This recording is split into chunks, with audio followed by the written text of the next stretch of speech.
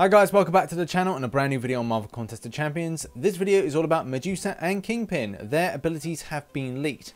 Now, I always take these leaks with a pinch of salt, reason being from the point we see them now to the point they're in game. Some things are subject to change and a lot of things with regards to structuring and how we see them are a bit different, but mostly they are exactly the same, but are kind of a few things that may change from the point we see them now to the point we get the character in the game. But anyway, let's start off our journey of having these champions with Kingpin. Obviously, from the first point, we've got the bio. Of course, we get kind of a basic bio, but the bios have changed a lot since the first time they were put in the game and where they are now.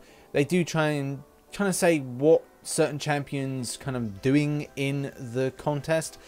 From the point, it doesn't really kind of relate a lot to the comic books. It does to a degree, and then talks about why they're in Marvel Contest of Champions. Especially here talking about the rare and dangerous black ISO 8. And if you're not familiar with ISO 8, I'll put a link in the description to a section where it explains Isotope 8 and its relation in the kind of Marvel universe. The other thing is black ISO. Black ISO seems to be something that's kind of created for Marvel Contest of Champions. And I'm not sure whether or not Kingpin will have any kind of relevance to the Black Mafia ISO or Black ISO Mafia, whatever it is. It has association with Joe Fixit, some of the Spider-Man villains, and there's some stuff going on with that. But with regards to some kind of like tie-in, that's the closest I think we're going to get. Nothing in particular, except for he is association with hopefully the Black Mafia ISO peoples.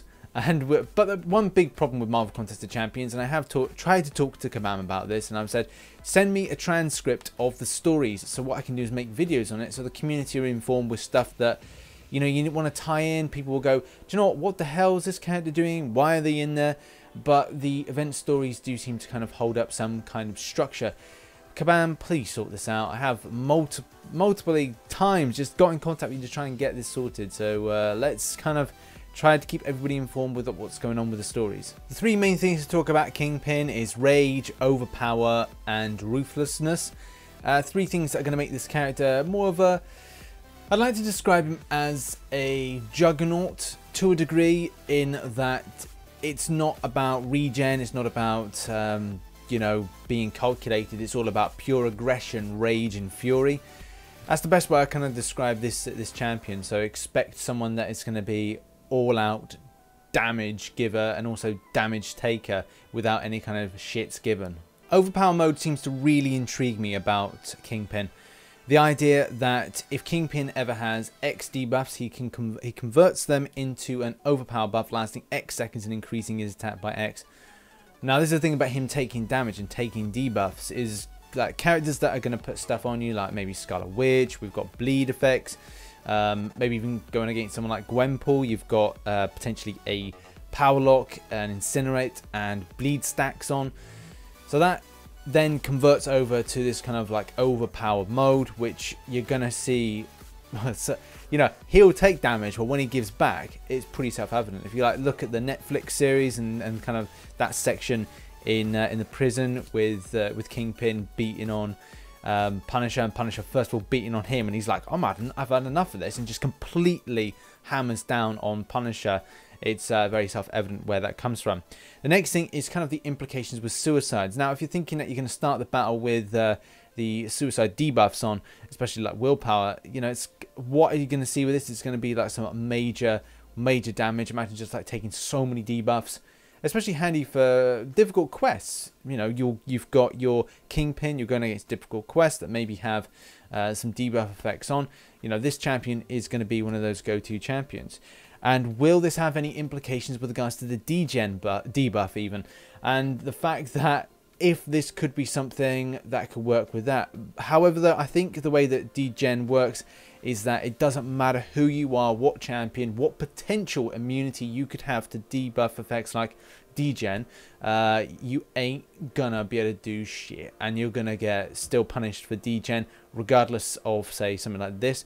But I'd like to see a game changer where this one was like, hey, what I'm gonna do is take it up against the character that has degen. I doubt it, but I am very hopeful. And the next thing is with that overpower mode. Will this be then applicable for usage in stuff like Alliance Wars? Understandably, Alliance Wars is changing, so therefore certain nodes kind of applications and this champion being put on them in a, say, defense mode would, and even obviously for attack, I'm not saying that it could not be used for attack, but the idea being unstoppable and unblockable, you know, that's something that is going to be quite effective regardless of where you put in with regards to defense or in an attack kind of format. Will he be applicable for that? We don't know. We've got to wait until the changes with regards to Alliance Wars are put in at the end of the month, and hopefully we are left with you know, some new champions to kind of use and utilize better. Now there seems to be a lot going for Kingpin. I will be really interested to find out what his kind of hit pool is and how well his base attack is, because if it's high then it's just going to be a pretty decent champion. But adding to the fact with regards to the way that rage works, and whenever Kingpin gets a debuff, he has excellent chance to convert it into a permanent rage debuff. Has no effect. Obviously, let's take that to the side. But each debuff on Kingpin only strengthens his resolve, increasing attack by X and power gain rate by X. So a power gain and attack kind of increase, which is going to be, you know, really great to kind of see, especially whenever the opponent evades one of Kingpin's attacks, he gains a rage debuff. So there's a cooldown obviously of X seconds, but still the kind of the gain of power and also the gain of attack. It's pretty good to see like those things increasing, because you think with Kabam what the usually doing is put like the section 1 and kind of increase something, but they're not really kind of following up with anything else. But power gain, attack, this guy is going to be an all-out brawler. But also coupled with that, we've got heavy attack, which becomes unstoppable for X seconds. And that's good. So it's going to create this kind of unstoppable element, adding physical resistance. Man, it's like, compared to like Juggernaut, this guy's kind of be like a lot higher with regards to like his extra. And you kind of then look at other champions, like older champions, and think, man, they're really in need of a kind of an improvement. Yes, okay, you know, Juggernaut is this, Juggernaut is that, but the fact is, this guy is going to be a little bit better than that. It's kind of like, that's the kind of one I'm kind of comparing him to, because of the unstoppable. You could be an argument to kind of compare him against characters like Rhino, but again, it's like maybe the three kind of put into a kind of a sequence there, because they all seem to get fury and all seem to be all-out brawlers.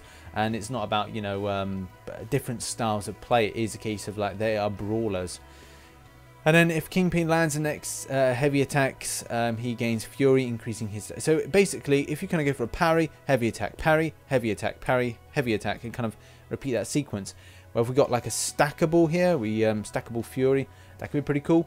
And while Kingpin has his fury buff, he cannot become unstoppable. Oh, that could really change a few things. Obviously, it really should be clear about what Black ISO 8 is and what kind of implications. Obviously, it affects things with regards to the SP1, SP2, and then we'll go on to the SP3. But draining... My God, this guy's getting a lot of stuff like beneficial for him in order to kind of go against difficult opponents. This one may be a lot handier for doing speed runs in like Legends runs in Heroic and Master, because of the damage output, especially with the reduction of defensive ability accuracy and attack. We've got reduced down of max power. The potency increases by X% of each unique debuff on Kingpin. So it's like, you know, this guy is going to be incredibly effective for, like I said, speed runs and other content within Marvel Contested Champions. And just quickly, the Kingpin gains X% rage, and if he's in overpowered mode, he instead refreshes the duration of overpowered mode. So that could be something in the way you play out Kingpin, can be very specific to kind of reintroducing that overpowered mode, which can be helpful. Maybe kind of change my perspective with regards to defense in Alliance Wars, but you know, you could get up to L3 if you already had overpower mode, and then boom, repeat it again, so it could be a lot more effective. Next champion is Medusa, and obviously the reasons that we've got Inhumans relation next month is because unfortunately Lockjaw's been taken, poor little Lockjaw, and Medusa is probably going to be in trying to find out where Lockjaw is, which is good because now we've got Medusa in the game, we can then start building this Inhumans kind of grouping. So we've got, you know, we're starting well with regards to the Asgardians. The Inhumans do need more people associated. Yes, okay, we sort of got Kamala Khan. Yes, we definitely got a Karnak. We've got Black Bolt, obviously. And then we've got Medusa, so we need a strong synergy team. Like, I really would appreciate that with Kabam. The same thing, we've got Guardian, same we've got Mutant. We need to start creating these kind of group team synergies again, which is going to make it a little bit more fun in the game for the kind of diversifying to a degree the champions we use. But at the same time, it's about creating those comic book families, so to speak. Now, if you're not familiar with Medusa, a lot of the kind of implications to the things she does is based on her hair. Hair's pretty kick-ass, to be honest. And from the look of things, people will go, well, isn't she like a phoenix? That's a bit of a grey area, especially with the stuff. I'd say she's got her own special elements to her. For example, yes, she does get fury buffs, and people may go, yes, but that's what I'm talking about. But also the block proficiency aspect. So we're looking at, yes, 3 fury buffs does mean that there's a block proficiency increase. That's another thing that's totally unique, and I really do like that. I'll be quite excited to see what the base stats are on the attributes for Medusa when it comes to block proficiency. If it's quite high, then increasing that, and how will it affect things like masteries? Will she just be like on par with someone like Captain America World War II with regards to the block proficiency aspect? What will her base armor be like? These are things that I'm quite excited to see. Going on from that, when struck twice, Medusa has an X% chance to auto block with her hair, breaking the opponent's combo for the cost of X fury buffs. This can trigger parry. Ooh, so we've got like an auto block, kind of auto triggering of parry effect, which then, if you go with block proficiency, and also obviously got the parry mastery from the utility mastery section, this could be a champion that's going to be quite effective. Obviously, it does come at the cost of the fury buffs, which obviously isn't going to be great, but still is unique to the game. Now, this I quite like. Again, it's all about diversifying and kind of changing, really, the kind of the way we look at our champions, the way they function, which is good. And it does take it away from 2 years ago when Kabam, and they even say this, that they were just kind of rehashing, reskinning champions and not changing a lot of their abilities, as well as their kind of attack movesets and kind of specials. So it's good to see something different. So when the opponent suffers from X active armor break debuffs, their armor break will turn into an armor shattered debuff, reducing their armor rating by X for X seconds. This can be quite cool and really handy for things. When you get into, a lot of people have completed this, but there is a armor rating kind of section. I think it's Act 5, Chapter 1. There's like one, it's all about armor rating and kind of reducing that down based on hit. Obviously, you kind of couple things with that. You know, it's obviously people would go, well, it's better to do bleed during that in order to reduce down. But still, reducing armor rating is quite effective. I've tried to use it in the past with certain champions and not really succeeded. So I'm hoping that this may be a lot better with regards to that. I'm thinking not a champion that I would actually would want to get this champion, but I wouldn't really know where I would want to use her. If I was looking for end game stuff, I don't know if I'd really put her against that. But when it came to things like maybe doing alliance questing, maybe even doing some kind of Act 5 stuff, I would probably use her. I quite like some of the aspects of this champion. But one thing that is incredibly unique, the great thing about this champion is she should be cosmic, which obviously gives a class advantage against tech. The kind of upside to this is, while Armor Shattered is active, and it says additionally, this debuff shatters robot champion systems, reducing their ability accuracy and power gain by X%. Now this is going to be pretty unique when it comes to certain champions like going up against Vision. Obviously, the ability accuracy and power gain is something that you expect with Synthesize. Like, will it affect Synthesize with regards to a signature ability? I would hope so, because then that puts a new element to this. And going back to Alliance Quest kind of usage thing, then I could see this champion being used, especially facing off against Vision, with the fact that ability accuracy as well as power gain reducing would be pretty darn cool. And following on from that, critical light attacks, X% chance to inflict bleed if Armor Shattered is active, dealing X direct damage per second until Armor Shattered expires. It's great to see a champion getting some added extras, like she gets bleed, as well as having fury, some kind of things with like blocking and things like that, as well as the auto kind of block and things with triggering parry. That's pretty cool. It also is thinking about it, is a champion that if you're struggling to kind of get in things like parry well, then this champion could be one for you, and it could be a real good learning platform, a learning champion to get people off to a good start with understanding the game. because you don't really have to rely on kind of having quick reactions. If that's the case, that's how that principle works. But you know, we'll wait and see for that. Medium and heavy attacks. Medusa slashes with her hair, breaking the opponent's armor and reducing their armor rating by X for X seconds. Again, you know, going to be handy for reducing down, armor rating, armor break. Yeah, it's pretty self-explanatory. One thing I must say about the specials is the rate of hits. Like, what are we going to see here? Like, are we going to see hair strands just going like a da-da-da-da-da-da-da, like in a very quick succession? This is going to be very, very odd to see, but you know, standard stuff. The L1 is all about breaking the armor, armor rating reductions. You know, it's again self-explanatory, very helpful. It's all about kind of increasing that that armor breaking stuff. It's again self-explanatory. SB2, Medusa performs a 10-hit combo. Yeah, we'll have to wait to see that. We're doing a bleed. Obviously, the extent of bleed and working with things with regards to deep wounds is going to be interesting. So as soon as that this information comes in and we can have a look at the champion in more detail, then it's going to be great.